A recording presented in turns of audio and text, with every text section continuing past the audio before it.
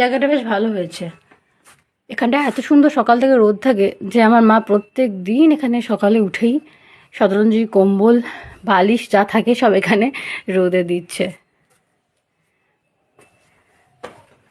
বাইরে টবগুলো ছিল, সেই টবগুলো এখানে এনে রেখে দিয়েছে।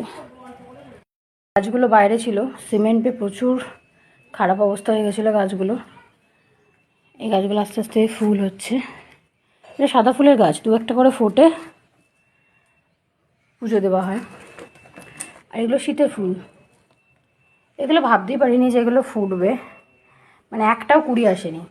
আর এখানটা একটু তো আওতার মধ্যে থাকে, রোদটা অতটা আসে না, আর শীতটাও যেহেতু একটু আছে সেই কারণে ফুলগুলো ফুটছে।